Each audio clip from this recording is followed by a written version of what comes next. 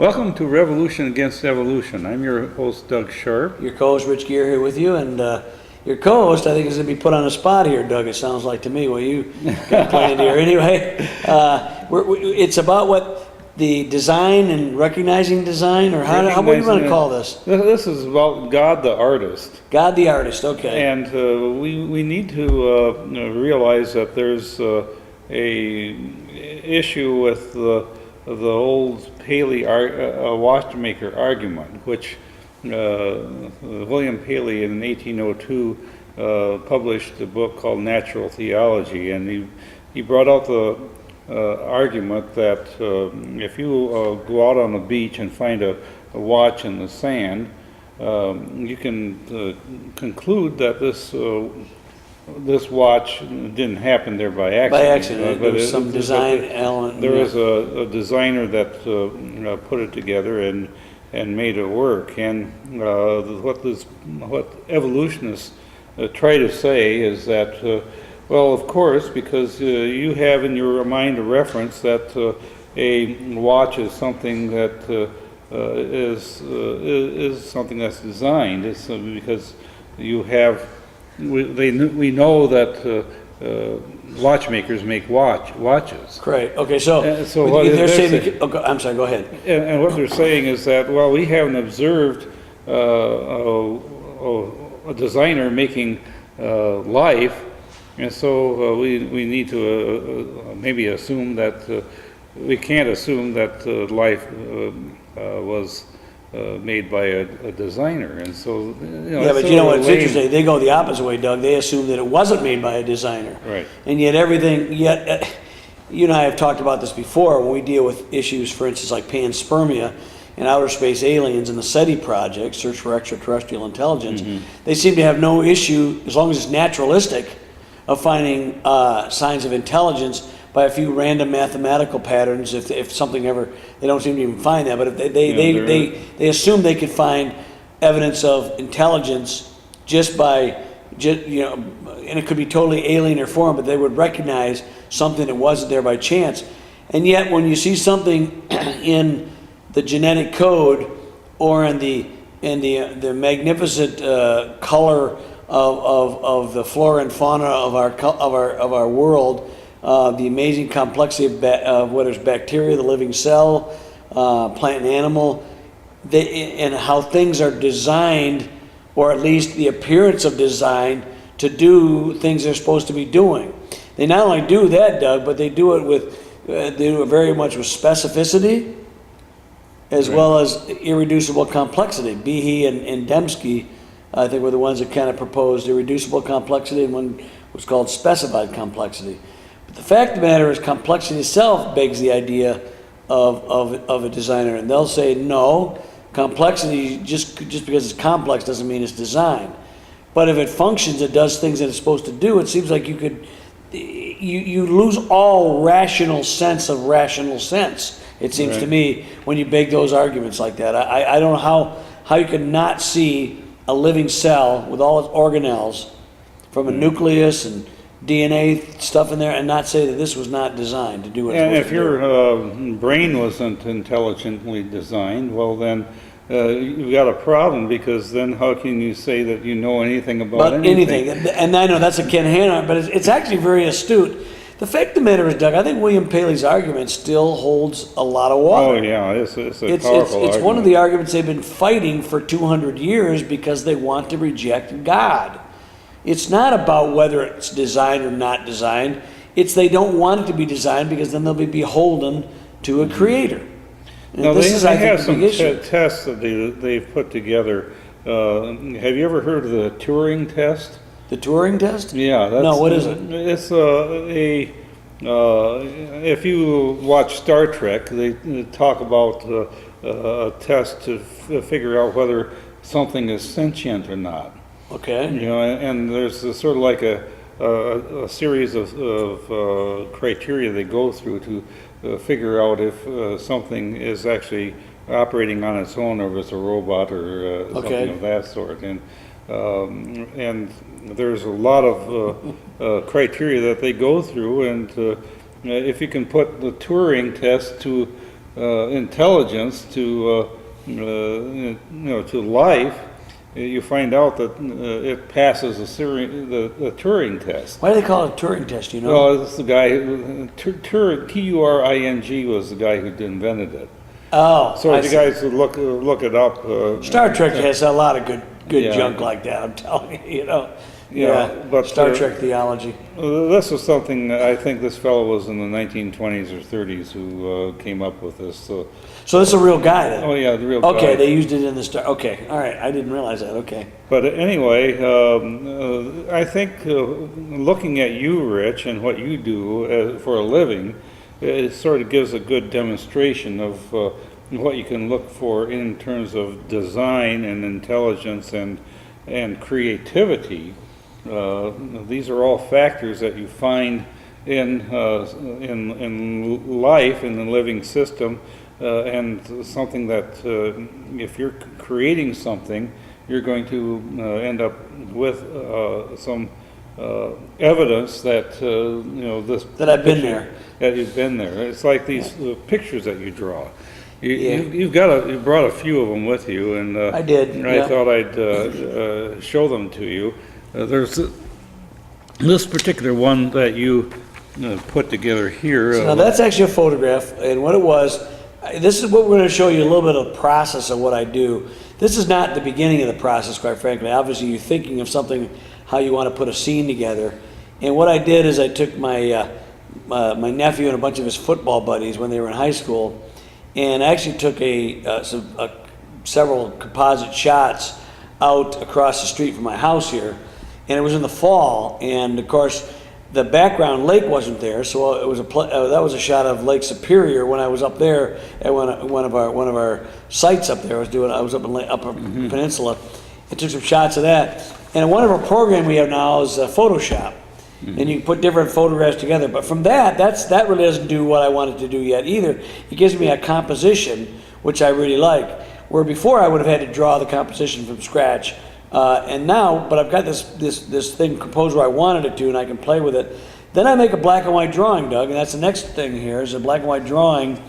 And then I turn my white nephew and his friends into Native Americans. I put tattoos on them and put them, and the basic placement remains the same. And the lake is there. Then I also drop there's a boat of a couple guys from the museum I'm at, and I use them as reference, and they're like shit. And what the concept of this is the Voyagers, and it's the first contact from Native Americans in Michigan, seeing Europeans for the first time, and that's really what it is. Okay, so I make the drawing. I get the drawing really how I want. I turn them into Indians. Michigan, Native Americans, and I put them, and I got the scene where I want, and a lot of it stays remarkably, or pretty close to the composition I did in the Photoshop.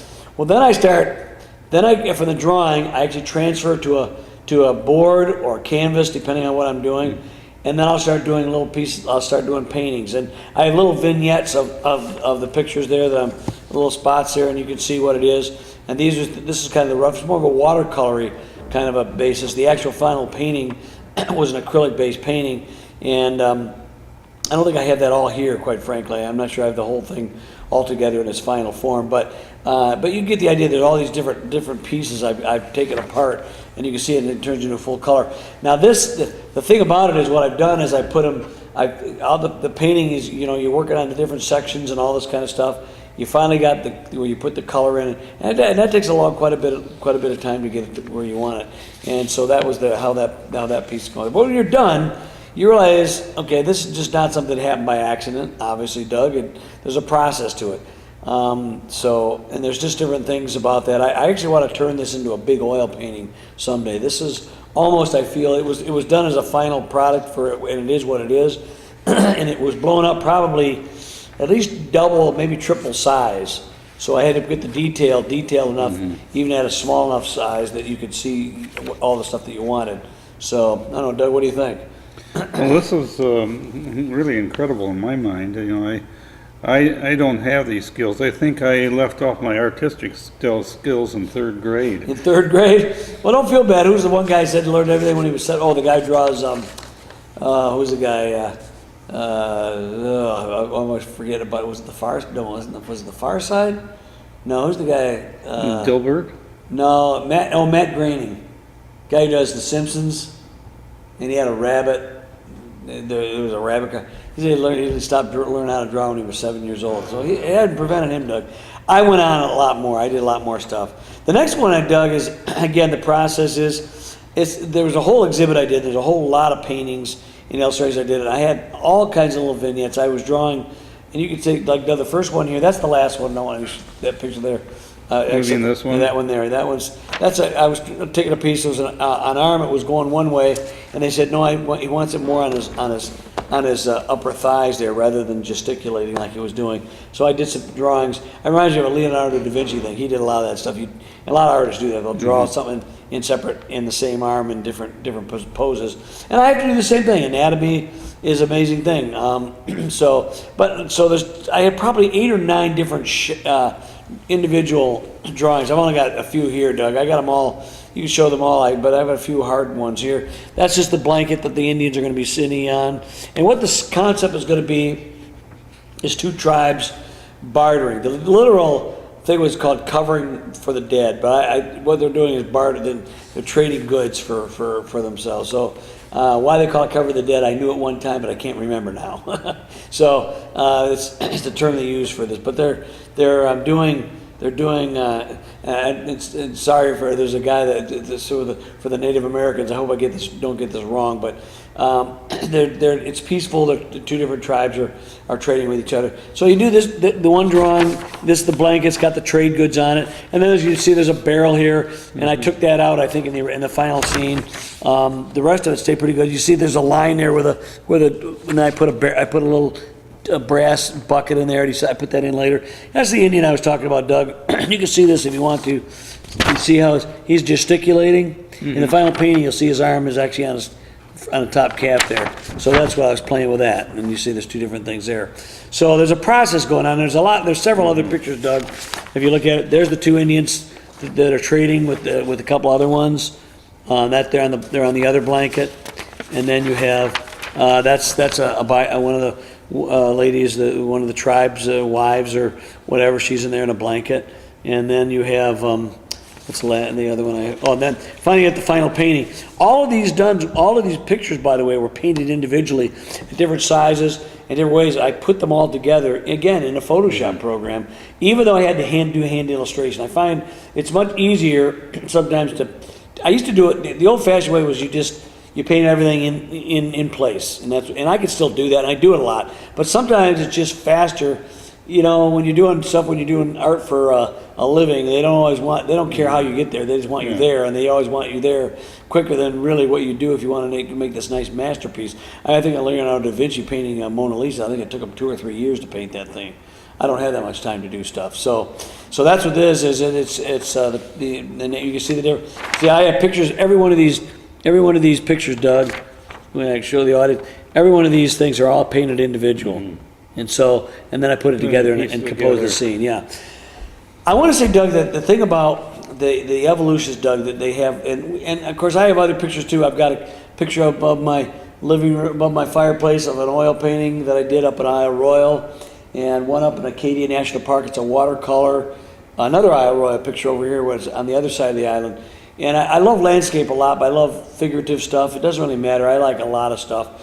But I will say this, Doug, the point, the talk about a point of reference, I think that's a straw man argument, really, quite frankly.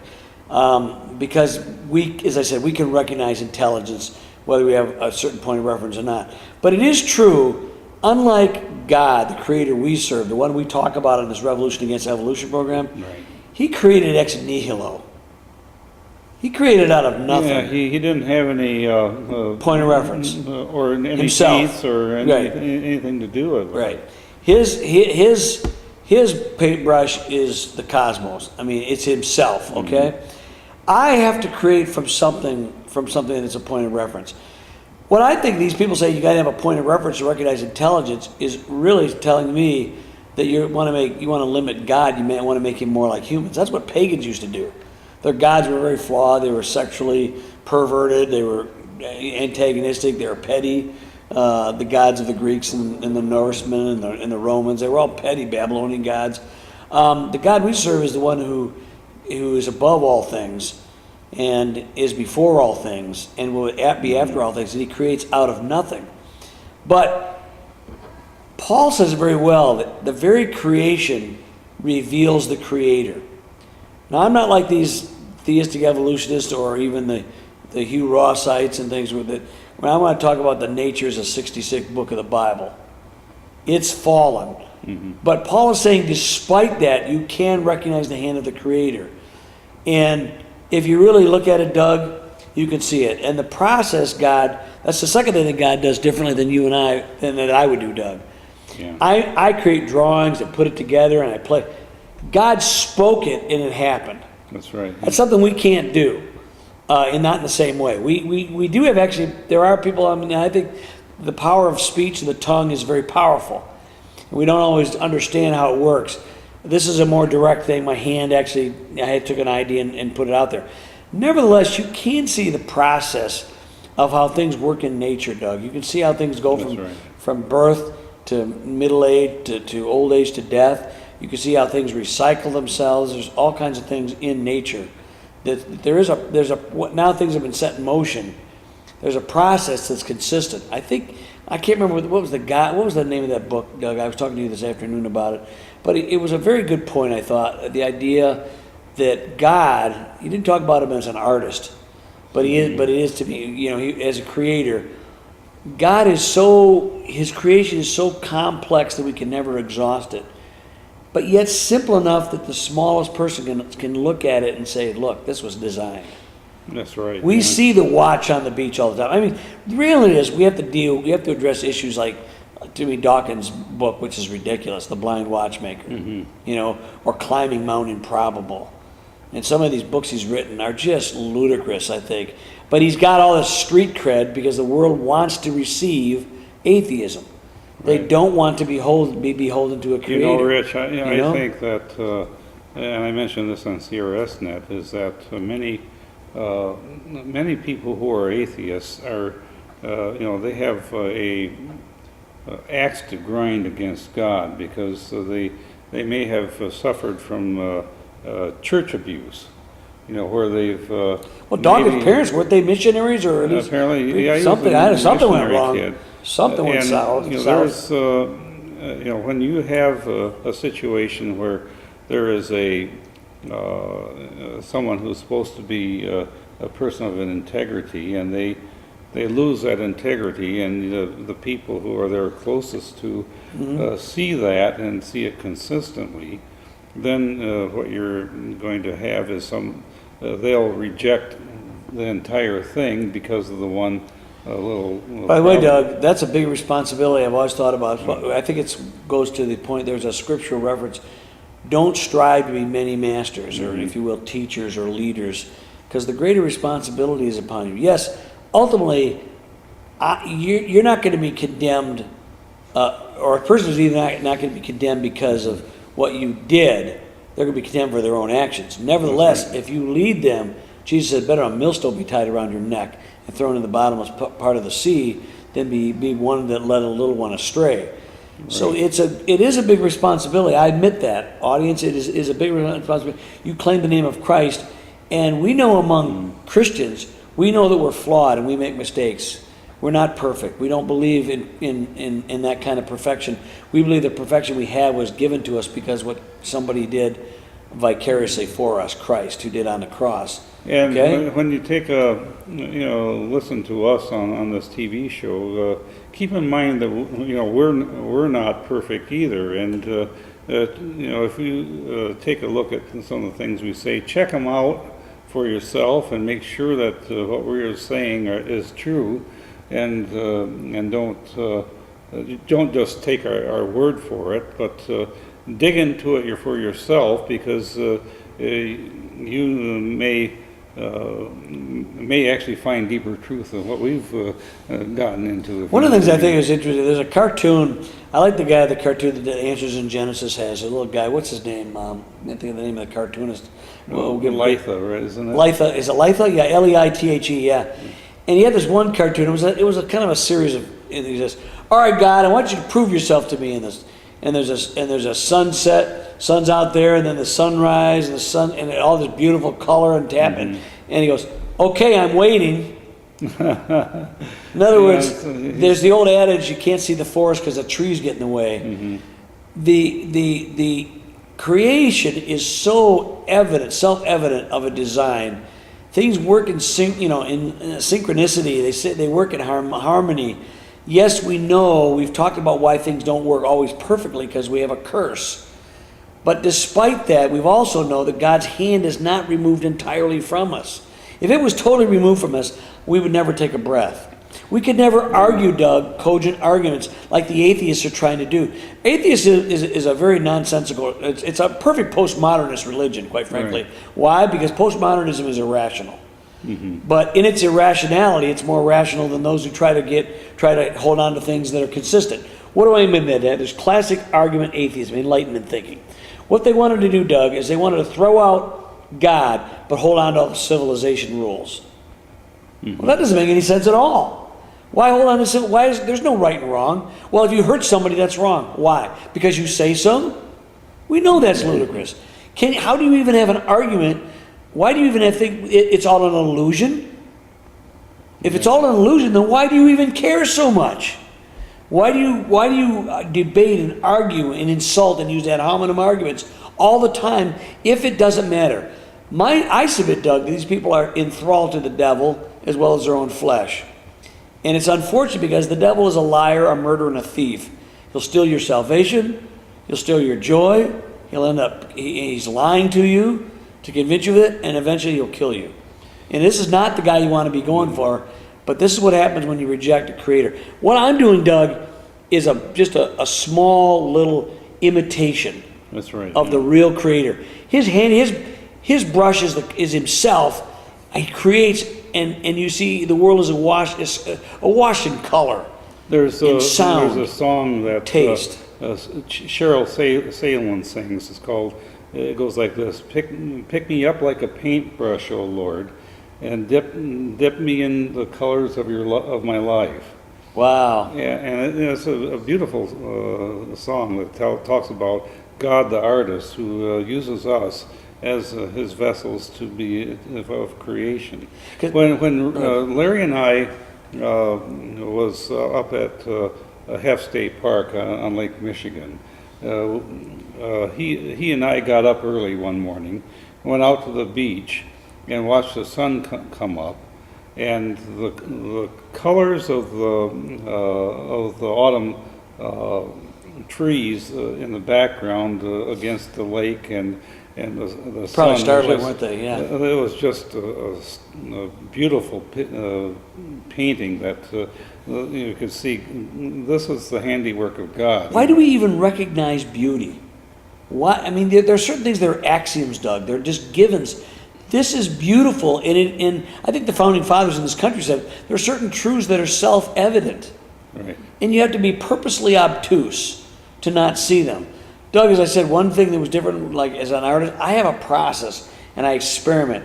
Doug, even as a computer thing, we talked about how the computer, remember when Y2K, they were afraid of all the there's basic language and things that were embedded. God doesn't have a precursor language. He got it right the first time. That's right. Yeah. He did. And he doesn't, his process is not what I do, trying to draw and get it. So he speaks and it happens. This is an amazing thing. All I can be is a shallow imitation. It's like Bach used to say when he wrote his musical stuff, to the glory of God. And his music has stayed with us for 500 years or 400 years, whatever. He's been on here. And I'm saying this is what we do as artists, Doug. But I think all creative people, Doug, you create in your own way, not the way I do. Yeah, I'm a writer. You're a writer, and you're amazing. But don't you have a process? You write. You know how you write? It's about rewriting. It is. That's what I heard. Same thing about drawing. The book Transformed by the Evidence, unabashed plug here. Yep. It's just coming out. It was a 5-year process putting this together, and there was each of the chapters were submitted by various people. They were giving their testimonies of how God transformed their life because of the scientific evidence of the Creator.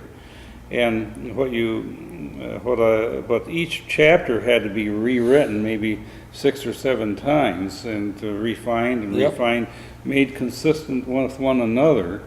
And if it's like the the DNA, RNA, protein, and DNA polymerase type of cycle unbelievable. that goes Yeah. in within life, it's all interrelated together and all works together. If one of those pieces were missing, the life wouldn't work. And how can you say that life came about by chance? That this is all just a random chance, happenstance that took place millions of years ago? And the millions of years, if you really realize it, is a hindrance to the idea of evolution, because the more Things break down. They get worse. They don't get better. and so it just is a ludicrous idea that But Doug, they have to hold on to it, Doug, because of their philosophical presuppositions, Doug. I understand that. You're caught between a rock and a hard place. You want to reject God, who really loves you. but don't reject But don't God. reject it, because He has the best in store for you. It doesn't mean in this world things are all going to be good, Doug. But it does mean that ultimately good will triumph, and it will triumph in your life. And that's what I think is the most important thing about really submitting to the God who is an artist. He is creating, He wants to create a work in you as well, I think the thing is, Doug, one last thought. People will say, well, how come, could He could create things in 7 days? He could have created everything instantly. The 7 days was to create a pattern for us. That's how much He loved us. And the 7 days is a pattern that all of us follow, whether we like it or not. Whether we right? like it or not, the cultures have tried to get away with it, Doug. The French Enlightenment, I think the Russian Revolution, it never works. It doesn't That work. 5-day, 10-day thing just Doesn't work. broke down. No. Well, we'll see you next time on Revolution Against Evolution.